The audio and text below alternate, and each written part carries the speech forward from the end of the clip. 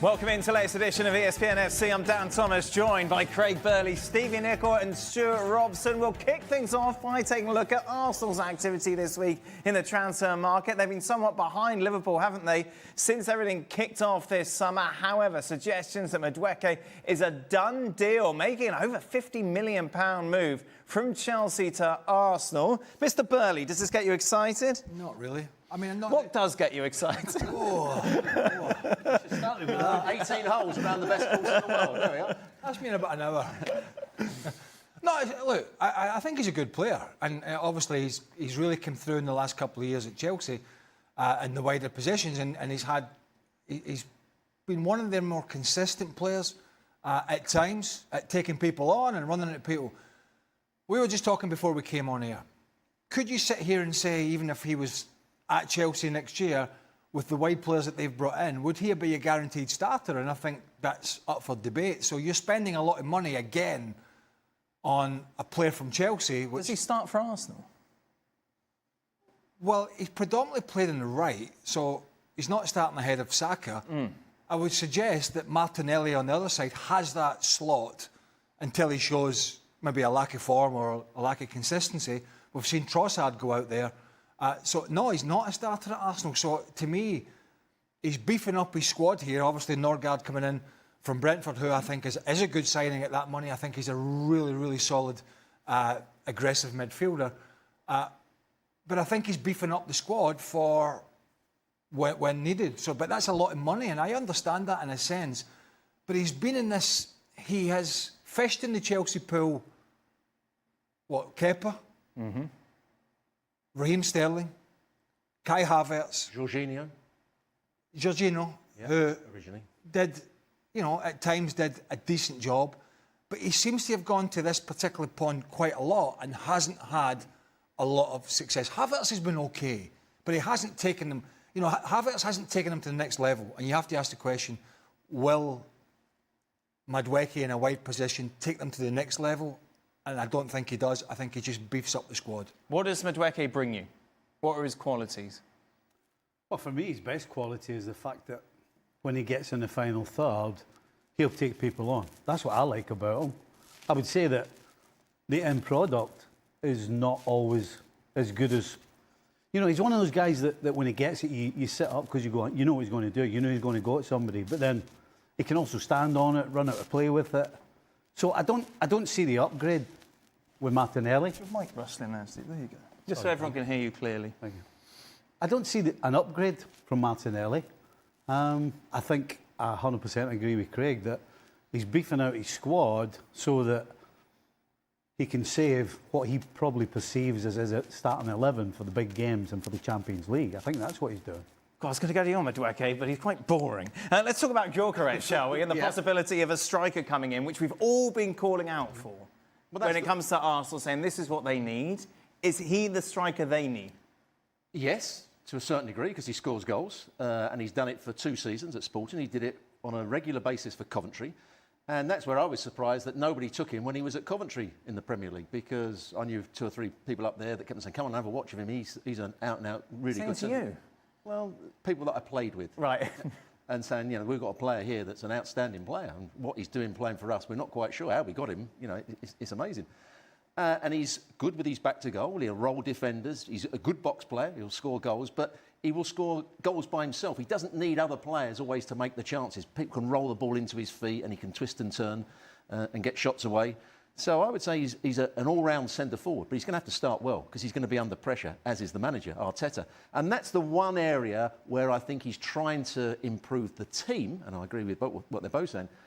He's really trying to improve the squad with the other players. Maybe Zubimendi will be a starter. He's going to be a main starter for them, and it will be Gyokeres, if they can get him, he will be a main starter. The other players are squad players, so that when people criticise them for, they can't do it on this day and they can't do it on that day, he's now got the squad to make them a much better team. But they don't need a striker, do they?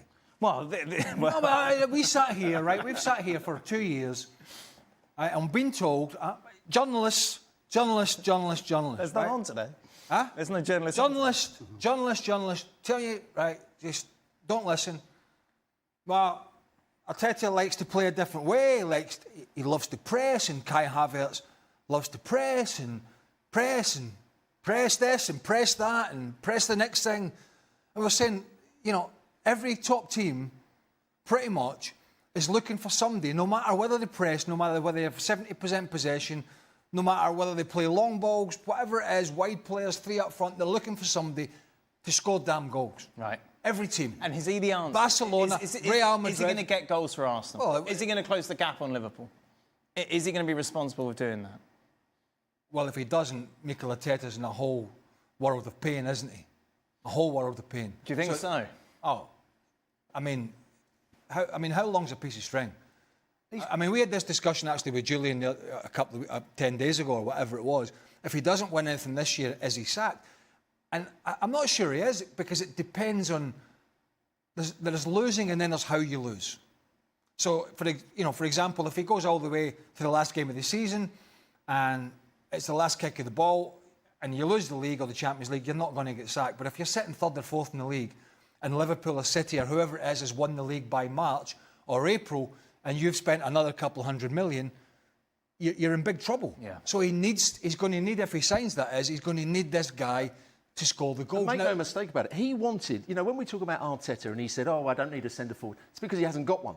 Because when they bought Jesus, the best that Arsenal played in the last 2 or 3 years was when Jesus was playing through the middle. And he played brilliantly for half a season. And they were saying what a great signing it is, and they were winning everything. They were top of the table by quite some way. It was the year when Man City caught them up eventually. It was when he got injured and then didn't come back and play quite so well, and they couldn't find anybody to fit that role. Suddenly, I don't really need a centre-forward. We can play in different ways. Yeah. He wanted a centre-forward all along. He's just... Well, this is an Arsenal team. Let's not forget who went for Ollie Watkins on the last day. Yeah. Well, if you're Liverpool, you must feel a bit left out. Because they're going for Chelsea players, they're going for City players, and none of them really have worked. He brought in Zinchenko, because I think he knew him from when he was coaching there. He brought in Gabriel Jesus, who at the time I thought, needs maybe to get away from City, but it hasn't worked. We've talked about all the Chelsea players that he's brought in, so he does seem to be very narrow in terms of where he's been bringing these players in from. But make no bones about it, if he gets all these sort of ducks in a row here with the signings, and they get it done nice and early, and they can go and have a full pre-season, there is not going to be any excuses. And I don't expect there to be, because this Arsenal squad, whether it's when Madueke comes in, and Gyokeres eventually I think will come in, Zubimendi, the other bits and pieces around it, it does look on the face of it a squad of players that will challenge Liverpool for sure. Regardless of the squad, them signing Gyokeres absolutely 100% puts them in the title race. Right. Because look at the amount of games they drew last year. And if you've got a guy who's a bona fide centre-forward who can get goals if he's set up, who will take chances, will get opportunities from the rest of the team around him, but who can also create something for himself from nothing, that's 100% the biggest thing they were missing. Somebody, just somebody who knows what they're doing in the penalty area, knows where the goal is, doesn't have to get his head up, just instinctively knows where it is. This is going to make a huge difference to this team. And whether Madueke is any good or not, or Zubimendi, the biggest difference is going to be this guy. As Craig said, he's going to be under pressure. But you know what? He's talented and he's proven he can score goals. I don't see how he doesn't make them much better. And Liverpool don't have that, do they? No, that's very true. I mean, they have obviously one of the. They've got kind of a. They've got more guys that can the worry score I have, goals as opposed to a goal. The worry I would have from a Liverpool perspective is that the continuation of the leaning heavily on Mo Salah just continuing, and the vein that he has been, which has been incredible, because we've said it all along. He's scoring more goals than most decent or good number 9s. He's scoring more than most other number 9s in the Premier League, and dare I say it, around Europe. And I know he signed this new contract and all the Saudi Arabia stuff has gone away, but he's what, 30, I think he's 32 or thereabouts, 32, 33. It's difficult to keep asking somebody to score 30 goals from the wide position. And what's his main attribute? What's the one thing that gets him in behind defenders is that blistering pace. And if you get older, you're going to lose that pace. Will he be the same player? It might be one day when you find out, I went for that run and it didn't quite happen for me. And that's when you lose your confidence as a player. So hopefully, I don't want him to do that, but that's the danger with signing a player on a massive contract when he's getting older and older. But there has to be a contingency for slot. nobody's writing anybody off here because his stats are there for all to see. It's brilliant, but Mother Nature has a tendency, and obviously players lose. Messi and Ronaldo apart in our generation, they've been the only two that have churned out a decade plus of numbers that are off the stratosphere. You know, Mo Salah's last few years have been off the stratosphere. Arne Slot at Liverpool must have some sort of contingency to say, listen, what do I do if Mo Salah or Luis Diaz or Cody Gakpo, if they're having a tough time, where do I go? Where do I go to the bet and say, right, they're having a bit of a tough time at the moment. I need somebody to put the ball in the back of the net. That has to be something that's in the back of you. Arsenal to find a striker. Jules, tell us the latest on Gyokeres and what's going on with regards to his situation in Portugal at the moment. Well, we know that he hasn't showed up for pre-season for the first day of training, which is not something that I think players do usually, but he wants to not force the move, but he doesn't understand why this is not done, and I think he's got a point. It seems that Sporting are very difficult to negotiate with and deal with when they're happy with the feed and they change their mind and ask for more money. There's a lot of issues with the structure of the deal and things like that, which again should not be happening, but it happens because the release clause of Gyokeres, which is 100 million euros, and Arsenal are not going to pay that, but there's a gentleman's agreement that we mentioned on the show before between Gyokeres and Sporting that he can go for less money than that.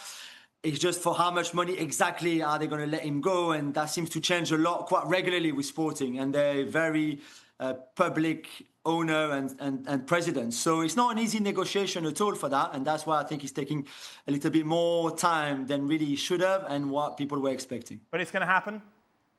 Yeah, I think it will happen. He wants to go there. They are in very strong position. They're not far from a full agreement, but it seems that, Sporting are not always easy to deal with. I was thinking, Jules, not since you championed Karim Benzema to be Ballon d'Or have we seen such propaganda coming from your social media regarding a player, and that is Madueke making the move from Chelsea. I can't...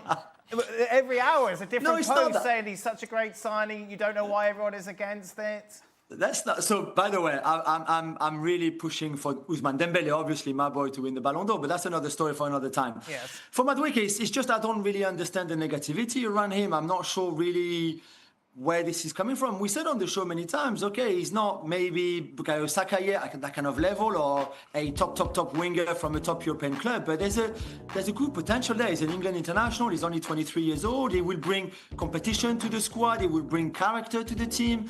Different options for Arteta. This is good, and I just this hashtag about no to Madueke. No, I think this is pretty harsh on him, to be fair. So that's all I was saying. I think Arsenal fans are being really harsh with this signing, and maybe the timing is not right. If Gyokeres was already an Arsenal player and then they were going to sign Madueke, that would have gone down better with fans. I understand that, but I think Gyokeres will happen, and I think Madueke is not a bad signing. And just to finish on that, if you're a top European club, 50 million, even for a squad player, is what you pay. If you look at Liverpool, City, PSG, they've got players. Barcola is on the bench for PSG every single game. It costs you 50 million.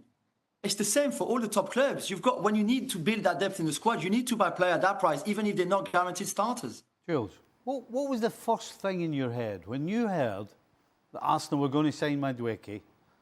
Was the first thing in your head not, why are they letting him go? Well, Chelsea, but Chelsea need money. They need to bring money in for the spending that they have, which I understand. And that's the reason. And maybe they think 50 million, which, by the way, it's 50 million. It's a good amount for somebody who bought for 30 million 2 years ago. I get that, Stevie. But I think that's the price for wingers right now. It was maybe not the case 2 years ago. But right now, every winger will go for similar price. And yeah, you're right. Maybe Chelsea are happy with the deal and they're happy to let him go and they might reinvest that money, or I think they've reinvested that money already with Joao Pedro and the Lab, for example. So we'll have to see. But yeah, you're right. It's a fair. I don't think he's done as well as he could have or should have at Chelsea. I still don't think it's a bad signing for Arsenal. And where do you stand on this hashtag campaign, Robert? He's inconsistent, but I've seen him have some great games. He's going to be a challenge for Martinelli, I would imagine, to start with. I think he prefers to play on the right-hand side, but I think with Saka in the side most weeks, it's going to be out on the left-hand side that he's going to play. I think it probably means the end, really, for Trossard playing out on that left-hand side. It's going to be Martinelli or Madueke. But it improves the squad, and that's what we've been saying with Arsenal at times. They've got a good first team without a centre-forward, but when they had injuries, the squad wasn't quite big enough. and that's improved the squad. And if Martinelli doesn't play particularly well or Saka gets injured, you've got a quality or big enough player to come in and fill the gaps. So I think it's okay. Mark, that's it, isn't it? Last show for you with us. Beautiful stuff. Thank you very much. You're going to stock up on Hershey's, really, to take home? Yeah, I don't know. I may not do it after the game tomorrow, the big game. I don't know. You might see me again tomorrow, Dan. Oh, of course, after the final. Oh, you're right. Exactly. Yeah. Jules, thank you very much for joining us. Jules, of course, in Switzerland, covering the Women's Euros, which, of course, is going on at the moment. Just a reminder, plenty of content regarding transfers over on Transfer Talk. That is available over on our website. We talked about it a lot, haven't we? Malik Tillman and that possible move to Bayer Leverkusen. That has been confirmed for 35 million euros. This is what the US international had to say. I'm happy, I'm excited. Yeah, I think it's a good step for me, for my career. Your new head coach is a Dutchman, Erik ten Hag. What do he expect from you? I mean, I spoke to him, and I think, yeah, I mean, you guys know him from Ajax, so I think he wants to play in a quite similar way.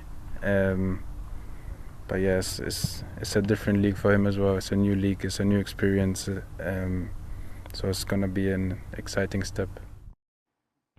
He becomes the second most expensive US transfer in soccer history. Christian Pulisic at number one. Brendan Harrison was 33 million to get into Leeds back in 2022. Things are starting to get moving, aren't they, with regards to Arsenal adding new faces to their squad. Obviously, according to reports, it looks like Madueke will join. But the big one that is getting, obviously, Arsenal fans exciting, Gyokeres making that move from Portugal to England. James, this looks inevitable now.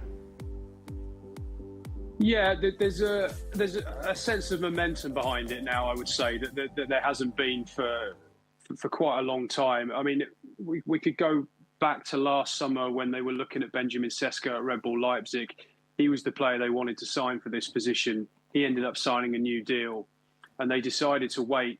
In January, they weren't going to do anything. And then, of course, they got those injuries to, well, mainly it was Gabriel Jesus. That was the injury that kind of triggered them to go into the market. They made a late move for Ollie Watkins. That was something that was presented to them by Aston Villa. It wasn't something they were looking at. And earlier in that window, they were trying to get Sesko again, but they were told mid-season they couldn't get him. So the expectation was in this window that Sesko would finally be their man. But because Leipzig have not budged on the asking price at all, and Andrea Berta, the new sporting director at Arsenal, has a proclivity for negotiating multiple deals at the same time. He's been talking to the Sesko camp. They've been talking to the Gyokeres camp for a while. They've always liked Gyokeres. He was always on that shortlist, but I think Sesko was ahead of Gyokeres until probably the last couple of months. But because Sporting have started to show signs of a willingness to compromise, and I think the players' desire to move to the Emirates Stadium, and also the agent's desire to waive some of his fee, which has been quite a significant amount of money and has helped bridge the gap between the two clubs, has got us to a point now where we're likely to see Arsenal sign Gyokeres, hopefully for them, in time for them to go away to Singapore for their start of pre-season on Saturday. So let's go through your provisional starting 11 then, shall we, James? Is this team good enough, I suppose, to compete with Liverpool and Manchester City and win the title?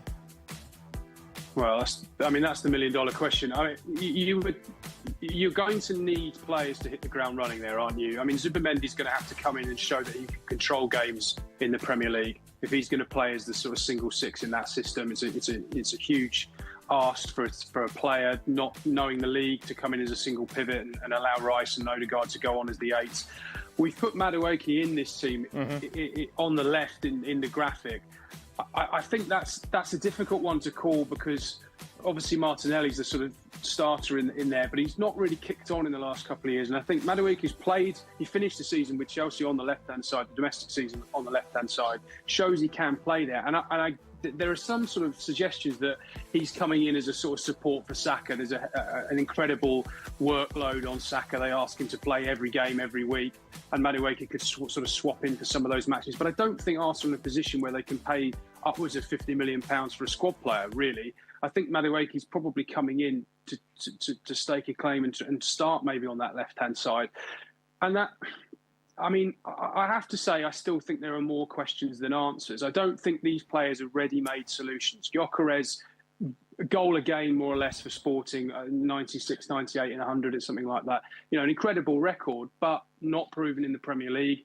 Madueke, my understanding is that's more of a data-led signing than anything else. I think Arsenal have looked at some of the underlying numbers, not necessarily goals and assists, but more of what he can produce with and without the ball, and they think they can really help him kick on in a way that maybe he hasn't quite done at Chelsea. But again, you're asking a player to improve beyond the levels that we've currently seen. So, look, I like a lot of what they've done, but I think to sort of say, well, it's not as though they've gone and got Alexander Isak to play in that position. And you go, okay, wow, all right, fair enough. The guy's proven in the league. You kind of know what you're getting, guaranteed 20 goals minimum. Gyokeres could easily go and do that. But I do think there are more questions than answers at this stage about this group. Don, can Arsenal win the league with that team?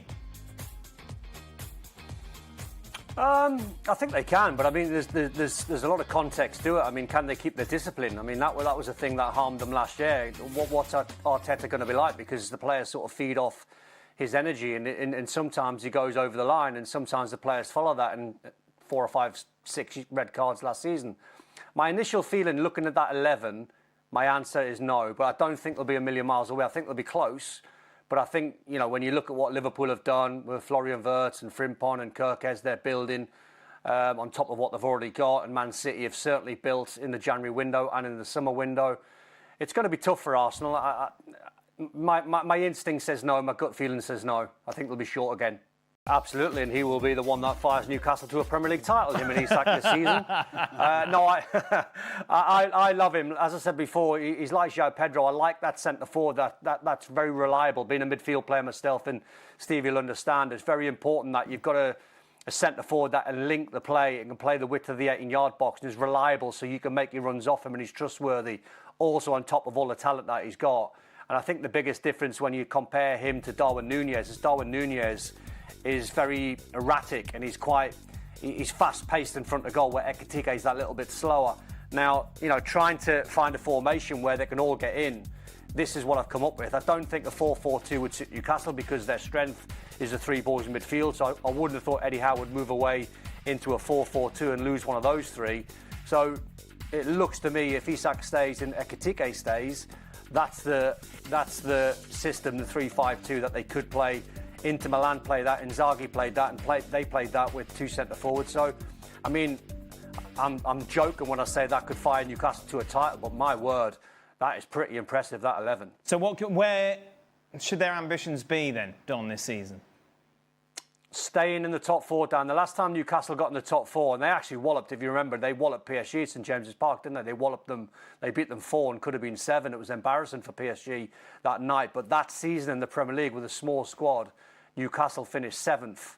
So they couldn't handle on a small squad Champions League football and all the emotion and all the domestic football and handle the Premier League. Their squad wasn't big enough. So if they can get Ekitike and they can, you know, make sure that Alexander Isak stays on top of Gordon and Barnes and Alanga and Jacob Murphy, and as I said, the boys in midfield who are sensational, they should be pushing for a top 4. Don, thank you very much. Just a reminder to keep you up to date with all the latest transfer news. Be sure to check out Transfer Talk over on the website.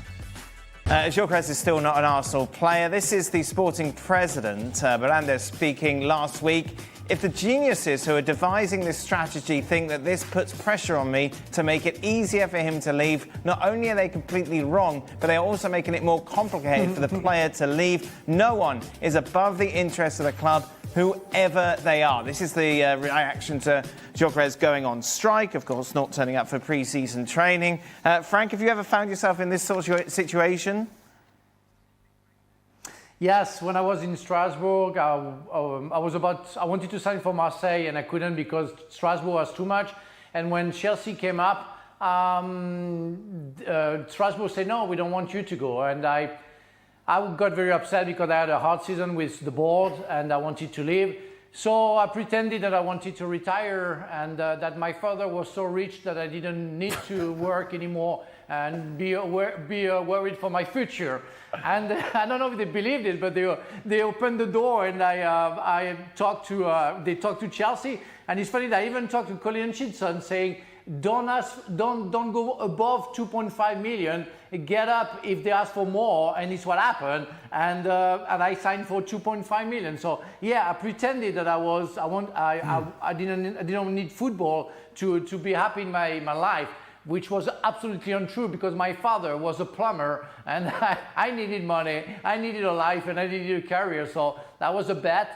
But I think you cannot keep a player who doesn't want to stay. That's the thing. He can pretend that the strike doesn't bother him, that whatever he wants. If Gyokeres wants to go at a certain point, he will have to let him go because that's not worth the battle. He's going to lose the war. And it's what happened with me and so many others. If a player wants to leave, let him go. What a backstory. My father's so rich, I don't need football. Lover. I know, very lucky there was a Wikipedia at the time. It's not ideal for Arsenal, is it? In a sense that the more, and I don't condone not turning up for training and all that.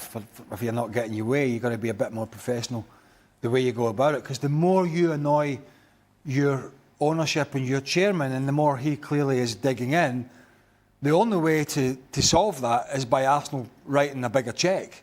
So it's not really helping the scenario unless Arsenal just go, oh yeah, here's another 10 million. Hopefully the chief executive, whatever he is, the owner at Sporting or the chairman is happy. Because when a chairman digs in like he is, the only way around it is for Arsenal to cut a bigger cheque. So, and that might get the job done, but it might not. Nadim, have you experienced other players? Have you seen this happen before? To a certain extent, yes, because you do see some players that have that move that's potentially lined up. And in fairness, it always seems to end up with the player moving, as Frank was alluding to there, because keeping a player that doesn't want to be there can be quite disruptive. Sometimes it can be, on a day-to-day basis, like Gyokeres not turning up to training, that's one thing.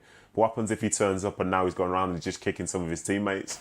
I think one thing that happens is the way the clubs tend to get you back, you might start paying fines, for example. But in reality, this is probably going to end up with Gyokeres going there because he's decided to burn that bridge. But the hope is that Arsenal don't firstly see this as like a character flaw with him, but secondly, they can bring that money out and say, we will bring you across. Because one thing's for sure, this chairman, he's adamant that the price is going to be the price. And I think from his interest, that's the way things should be. But for now, Gyokeres is in this really awkward position because he's put all his eggs in this basket. If it doesn't work out, then, good luck to him. I've seen a player get his big move and then go on strike. You know that story, didn't you? Mark Viduka. No. He got his big move from Croatia, Zagreb to Celtic after we played them in the Champions League. And he was a right freaking handful. Ask Alan Stubbs and Matt Reaper. Right. They come off, their noses were all over the place, and he was brilliant up front for Croatia, Zagreb. And so we said, we've got to sign this guy. So Celtic signed him. And then he, in the 98-99 season, and he arrived at Celtic Park and then he trained either one day or 2 days and then he disappeared. It was amazing. Brilliant. And we were all like, where's Vidux? And somebody went, he's gone missing. And he'd gone back to Croatia. Something had happened within the contract that they'd promised him and he wasn't happy. Right. So he sodded off. So we actually signed a player. He was quite an interesting character, wasn't he, Mark? Yeah, he was a nice guy, Vidux. He was a nice guy, but he was his own man. And Fergus McCann, who was the Celtic owner at the time, actually was over in Zagreb, basically looking for him. We used to laugh about it, the boys. Honestly, we used to come in every morning and you say, how do players cope with that? Players saw the funny side of it. Yeah. We had the front line of Mark Viduka and Henrik Larsson. But at that point, we only had the front line of Henrik Larsson. Right, because the big Aussie was on the missing list. And we just found it so funny. But he was in Croatia and the club owner had to go to Zagreb to first of all find him and then convince him to come back. And you can only imagine when he came back into that dressing room. The absolute pelters he got from the boys was incredible. But listen, some players with their mentality, it can happen. If they just don't get what they want, then they just do things their own way. And clearly at the moment, Gyokeres is doing that. A lot more stories, of course, on Extra Time. Really, no. Which you can... Yeah, no, there will be. Not from you, but maybe some other interesting ones. No. Be sure to check that out over on YouTube.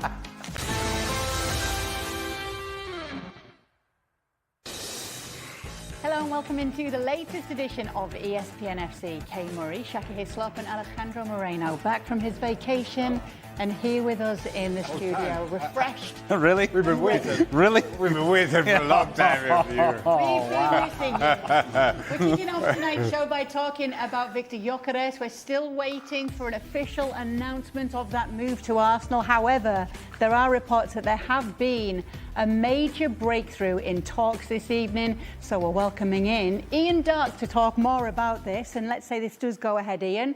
What's your take on the move?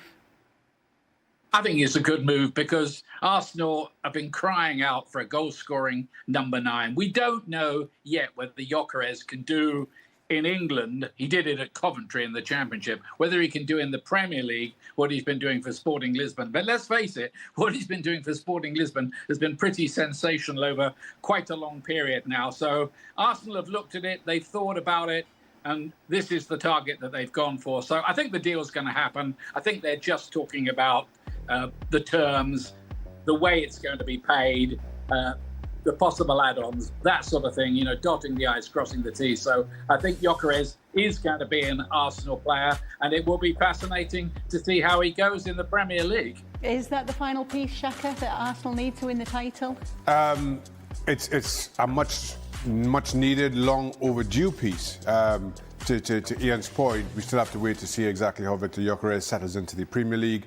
Everything we've seen, certainly at Sporting, suggests, as Ian says, suggests that he should provide goals. The one thing, and to your question about the final piece, that I feel Arsenal have been missing for the last few years is that out-and-out goal scorer, that target man up front. If Gyokeres can do that, it certainly makes Arsenal a whole lot better.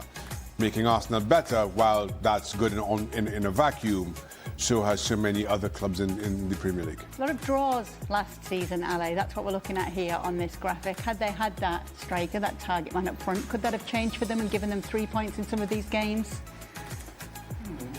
Well, yes. Now, we're assuming that in these games they didn't come from behind or they didn't score a late goal in order to tie it up.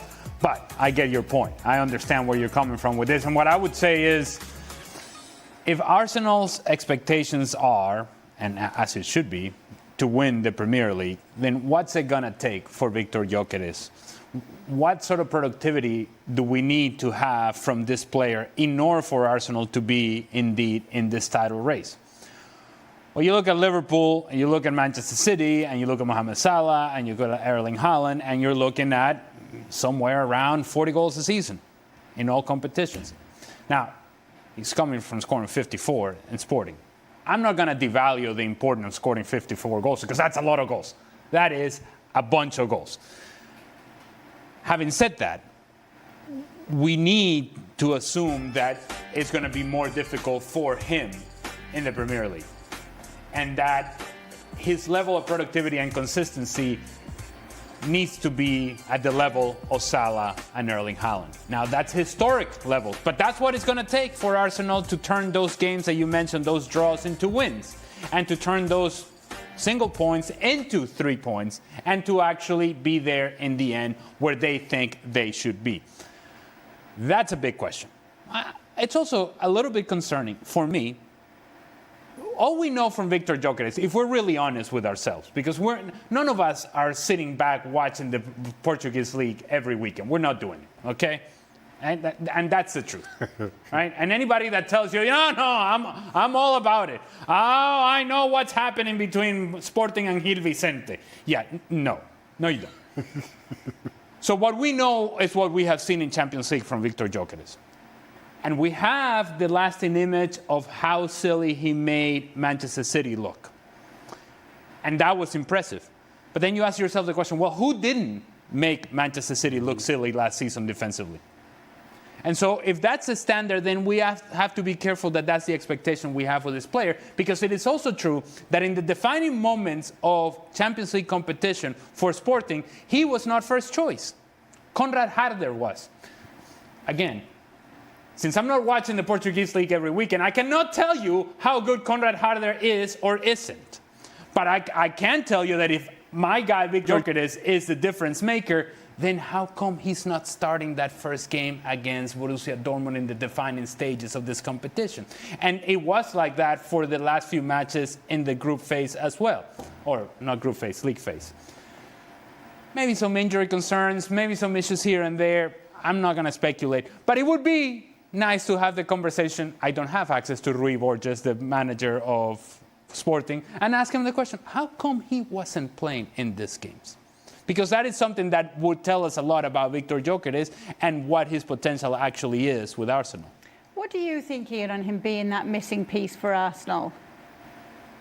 Well, I think he's got to have a better goal-scoring return, hasn't he? I think you put up some figures there with Havertz as the leading goal scorer, but I think he was only single figures in the Premier League. So Arsenal had the best defence in the Premier League last season, and yet they finished 10 points behind Liverpool, who won the championship. So it's easy to see where the problems were. I mean, we just don't know. It is a question mark, as Shaka and Ali are saying. It's a question mark about whether he's going to be able to do it in the Premier League. Not everybody can, as we've seen from Darwin Núñez, who's recently come from Portugal. But my guess is, having seen a bit of Gyökeres, he's had a long apprenticeship, as a player. He's not an overnight sensation. He's learned his trade at a lot of smaller clubs. He knows about the physicality in English football because he played in the Championship for Coventry. I think he's going to come off, and I think Arsenal have done their homework, and they think he's going to come off. And you look at the kind of team they're going to have out there. They're going to have Madueke, who could be dangerous from either wing, although a little inconsistent. Saka, Gyökeres, Zubimendi, Odegaard and Rice in midfield. It looks a pretty tasty outfit, doesn't it, if the Gyökeres signing works? Yeah, let's obviously, Ian, you've just touched there on those transfers. Let's talk about Arsenal's transfer business so far. It sounds as though you think that they could be the extra missing pieces as well as Gyökeres for this season. Well, they've got a big gap to bridge, I think, to Liverpool, who, as you all know, have spent very big themselves. So, they're not complacent. They've restocked pretty spectacularly, as have Manchester City and Chelsea. So it's been a mad, crazy summer in the transfer market with over £1 billion being spent. I think we're going to have a heck of a title race this season. But, Arsenal have been runners-up 3 times running. They're going to be in that title race. Whether they can win it, well, we're going to have to wait and see for that. Yeah, you wonder how confident Mikel Arteta himself is about whether Arsenal can win the title this season, because we've been hearing from the Arsenal manager on how many clubs are actually in the title race this season. And this is what he had to say. The thing is, there are another 6, 7, 8 clubs in the league that have the right ingredients to win, and there is only going to be one winner. So we have to focus a lot on the things that we can control, that we can do to achieve what we want at the end of the season. 9 clubs have what it takes. Is he already diluting expectations for Arsenal here? Either that or he's contradicting expectations on everybody else. Let's be honest. And while Mikel Arteta is free to say whatever he wants and how he feels, and clearly, as a manager, you don't downplay the threat of anybody else. You take nobody for granted. That's just kind of standard. And Arteta says what he says, but I am fairly confident. You poll 100 football fans, 100 people like us who give opinions, it's going to come down to 3 clubs: Arsenal, Liverpool, Manchester City. There may be a couple who may offer Chelsea, but I'm not sure how serious they'll be in that. So the truth is, it's one of 3, regardless of what Mikel Arteta may feel about the threat of Brighton and Nottingham Forest. Why is he saying this, LA? Lies! Lies upon lies. Lies, I tell you. It's deflecting attention away from the expectations that are going to be in Arsenal, whether he likes it or not. Pay attention to Aston Villa. Pay attention to Brighton. What? Look. Realistically speaking, as Shaka just mentioned, this is indeed a 3-horse race. I saw a segment from the show while I was on vacation, because that's my commitment to ESPN FC. Wow. I saw a segment in which I believe Mark Ogden was trying to push the idea that this would be the closest or most competitive title race in years because there would be 3 and at least 4 teams. And even squeezing 4 into that conversation was difficult to do for Mark. In fact, I think that Dan, who was hosting the show that day, called him a liar. He said, I don't believe you. You were forced to write this by the editors of your whatever, the website, right? And that's us trying to squeeze, or not us, Mark, squeeze 4 teams into this conversation. 9? Are you joking? I would love to know who he thinks the 9 are. Well, we just put a list of 10 of the odds to win, and that included Aston Villa, Brighton, Newcastle, Nottingham Forest, and I'm just saying, goodness me. It's lies. It's Captain Deflecto. It's pay attention to those guys. Don't pay attention to us. It's not. Don't put this sort of pressure already on us. Is that what it is? Is it Arteta? Manchester United in that 10? Well, I'm just saying. Goodness but me. does this tell us, Ian, that Arteta's already feeling the pressure with the money that's spent and potentially could be spent if Gyokeres comes in? Is this showing us that he's already feeling the pressure? Well, I mean, yeah, they're trying to lower expectations, but you can't do that at a club like Arsenal because the expectations, and they have been since he took over, are absolutely huge. I'm trying to think, though, who the 9 could be, like the guys. I mean, we haven't mentioned, what about Tottenham Hotspur and Manchester United, the notable flops from last season. You probably have to think about Crystal Palace, who, if they kept, imagine that they kept Mateta, Eze, Gahi and Adam Wharton, if there's going to be a surprise package, not in the title race, but to go very well next season, it might be them. Let's put the focus on Arsenal now, particularly on the 15-year-old that we just got to see there, Max Taumann, 15 years old. The only other player we're talking about playing at 15 years old recently has been Lamine Yamal. Tell us about this player, Jules. He's looking special.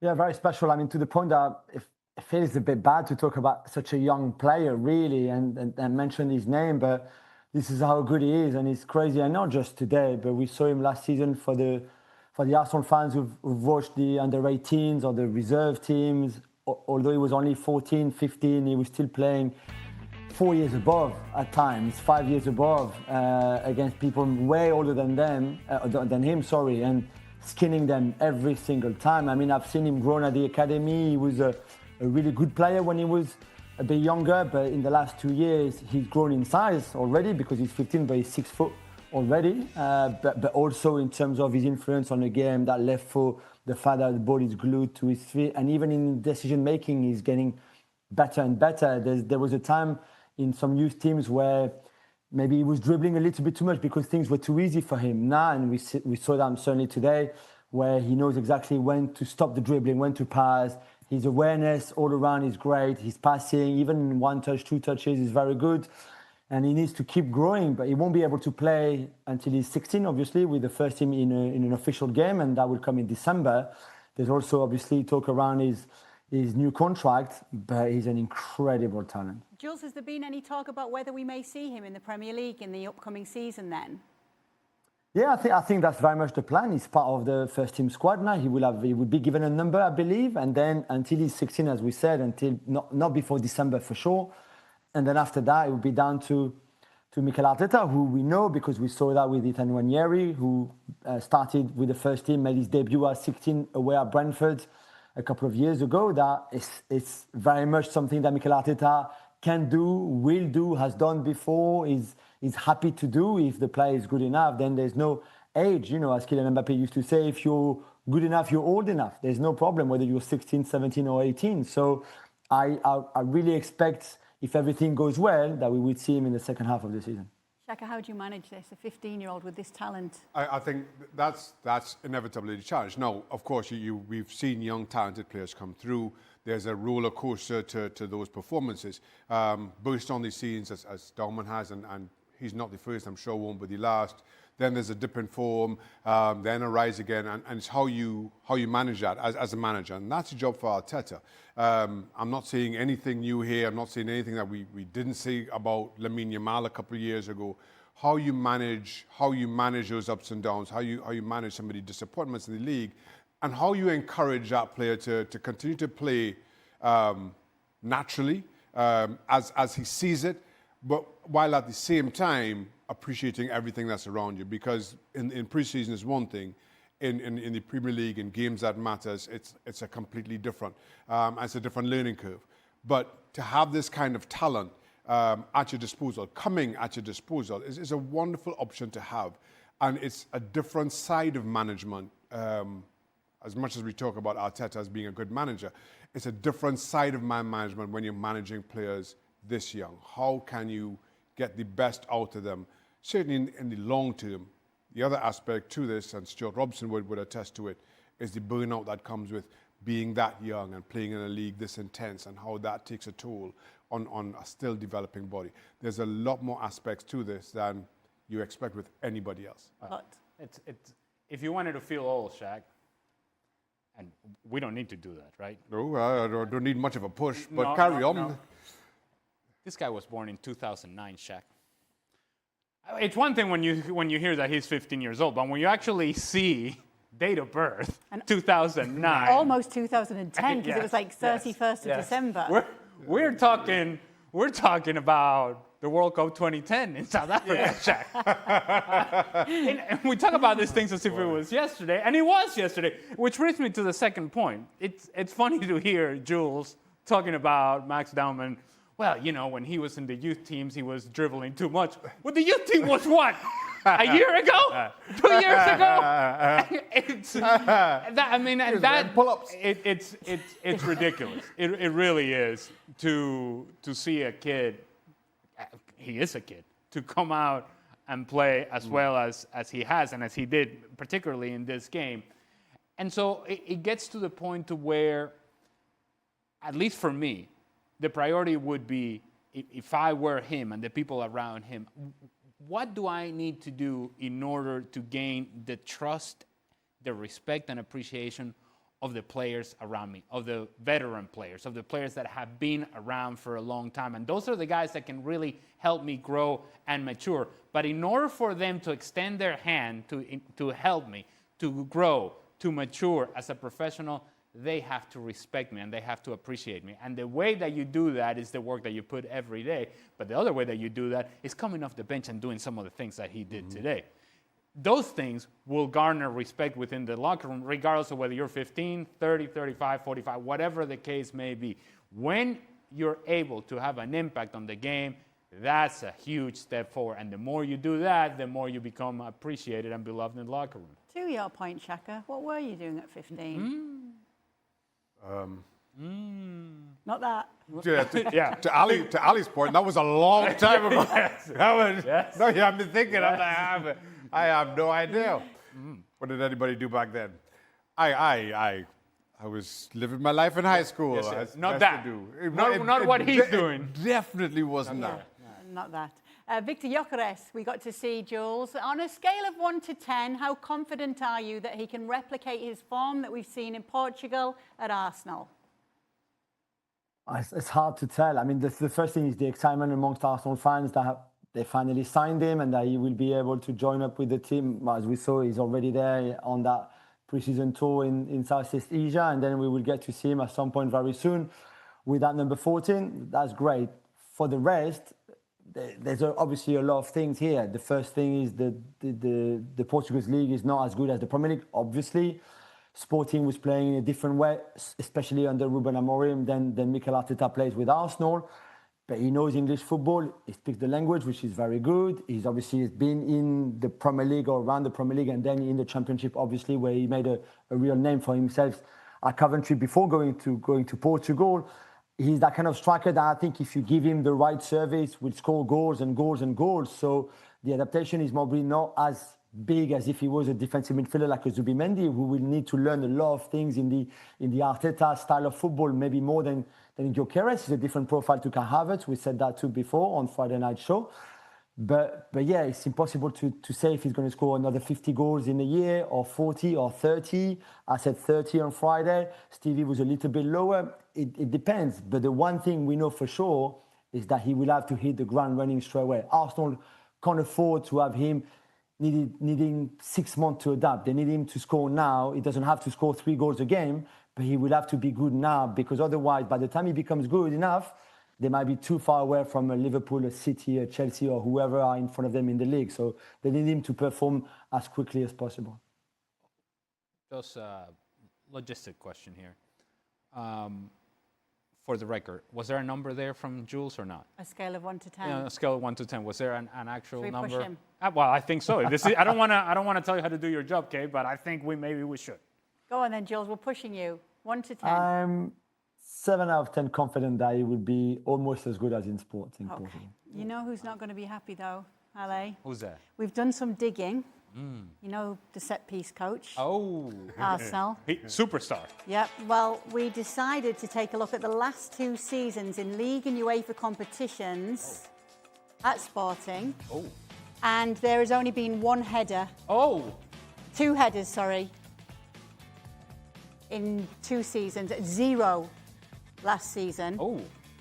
Is this a cause for concern? This is a 6'2" striker. Uh-huh. Well, let's not forget that we're talking about this on July 27th. So this is the July 27th special, and we're trying to figure out what Viktor Gyokeres is going to be for Arsenal, and how do these goals from Sporting translate into goals at Arsenal. Part of doing that is seeing what his skill set is. And you cannot argue against the numbers. The numbers are what they are. That is obviously not good productivity, being a header of the ball. It doesn't show that he is dominant in the air. And if we talk about a team that has depended heavily on the set-piece coach and the delivery of such set pieces from guys like Declan Rice and Martin Odegaard, they will depend on Viktor Gyokeres getting on the end of that service, which usually is with his head. If we follow this whole thought process, that number that you just shared with us, Kay, and thank you for doing the research, is damaging. It's damaging evidence. I don't think it says everything that we need to know about Viktor Gyokeres, but it's certainly something that points to an area of concern. There's no big issue. All on my own, without Shaka's algorithm. There's no issue? No, I'll tell you why. Because I think Arsenal's set pieces, Gabriel is still the main actor. Everybody else is playing supporting roles in Arsenal's. Oh, right, nice little analogy there. So as a result, he's there again, not to lead in terms of Arsenal converting set pieces. He's there to pick up the pieces from the set pieces. Oh, see, you started well with your analogies, and then you... I thought I finished strong. No. I thought You lost steam. I wonder. Is Jules staying at 7.5 after hearing the stats? I got it sent today. But again, we talked about the way Sporting played, especially under Ruben Amorim. There was not too many crosses in the air. Set pieces was not their thing. So you can look at it that way. I'm sure Nicolas Jover, who is the set-piece coach, the magician, will improve Viktor Gyokeres. And I think Shaka is right too. I think he might be there just to block people and to be a nuisance for goalkeepers and defenders and let others who are maybe better in the air than him score the goals like Gabriel Magalhaes. So we'll see, but I'm not too worried about that. Let me just say, for the center-forward union, which I don't talk about all that often, but if I'm a 6'2" center forward, and their services coming into the box, the last thing I'm thinking about is setting picks for somebody else. No. My job is to score goals. And I'm big enough, tall enough, and strong enough to win headers. So while that may be the role of others at Arsenal, my role, if I'm Viktor Gyokeres, is to go and attack the ball. Never mind setting picks or getting on the way of goalkeepers and such. He's setting picks. What? You bought a guy this expensive to set picks? He's setting picks. Can I just tell you? I used to set picks. That's why you use people like me. People like me that have no chance of scoring. You set picks, Alejandro. Viktor Gyokeres should not, and will not be set.